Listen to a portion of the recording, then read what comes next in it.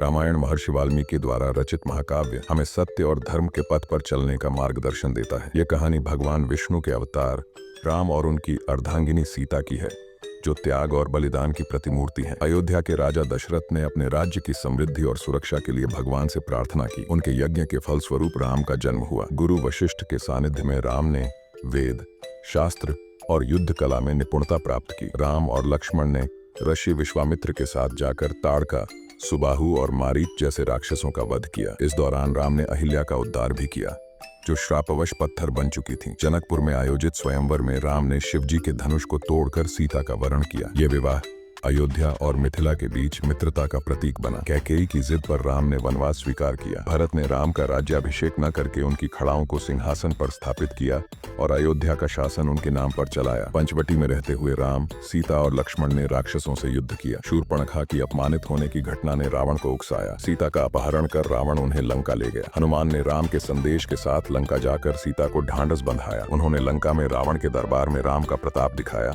और अशोक वाटिका में सीता से मुलाकात की। राम ने वानर सेना के साथ समुद्र पर सेतु का निर्माण किया और लंका पर चढ़ाई की। रावण और उसके भाइयों के साथ कई दिनों तक भीषण युद्ध हुआ। राम ने मेघनाद, कुंभकर्ण और अंततः रावण का वध किया। अयोध्या लौटने पर लोगों के संदेह के कारण सीता को अपनी पवित्रता सिद्ध करने के लिए अग्नि परीक्षा देनी पड़ी। अग्निदेव ने उन्हें पवित्र घोषित किया। राम ने अयोध्या में धर्म और न्याय पर आधारित शासन किया। राम राज्य को आज भी आदर्श शासन प्रणाली माना जाता है। कुछ समय बाद समाज के दबाव के कारण राम ने गर्भवती सीता को वन में भेज दिया। वहाँ वाल्मीकि आश्रम में उन्होंने लव और कुश को जन्म दिया। वर्षों बाद राम से उनकी भेंट हुई, लेकिन सीता ने पृथ्वी माता का आह्वान कर धरती में समा जाना पसंद किया। राम ने अपने जीवन के अंत में सरयू नदी में जल समाधि लेकर मानव रूप का त्याग किया और विष्णु रूप में लौट गए। एक समय की बात है जब देवताओं और असुरों के बीच लगातार लड़ाई हो रही थी।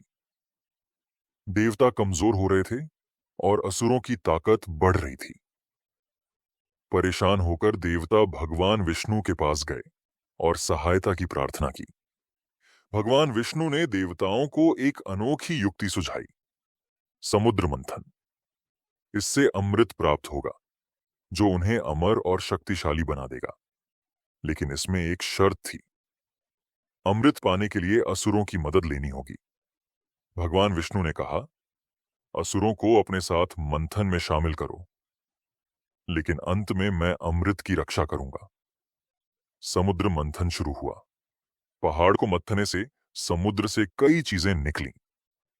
कामधेनु गाय, कल्पवृक्ष, अप्सराएं और यहां तक कि हलाहल विष। लेकिन इस मंथन ने हलाहल विष भी निकाला, जिसने पूरे ब्रह्मांड को खतरे में डाल दिया। तब भगवान शिव ने विष को पीकर सबकी रक्षा की। उनके गले में यह विष अटका और वे नीलकंठ कहलाए। आखिरकार समुद्र से अमृत निकला, लेकिन इसे लेकर देवता और असुरों के बीच लड़ाई शुरू हो गई। दोनों इसे पाना चाहते थे। तब भगवान विष्णु ने अपनी माया दिखाई। उन्होंने मोहिनी रूप धारण किया और अपनी सुंदरता से असुरों को मोह लिया। असुर इतने मंत्रमुग्ध हो गए कि उन्होंने अमृत मोहिनी को सौंप दिया। मोहिनी ने बड़ी चालाकी से सारा अमृत देवताओं को पिला दिया। इस तरह भगवान विष्णु ने देवताओं को अमर बना दिया और असुरों को हार का सामना करना पड़ा। समुद्र मंथन न केवल अमृत की प्राप्ति की कहानी है, बल्कि यह सिखाता है कि धैर्य, मेहनत और बुद्धिमानी से किसी भी मुश्किल को हल किया जा सकता है। भगवान विष्णु का यही संदेश है। जय भगवान विष्णु। क्या आपको यह कहानी पसंद आई? हमें जरूर बताइए।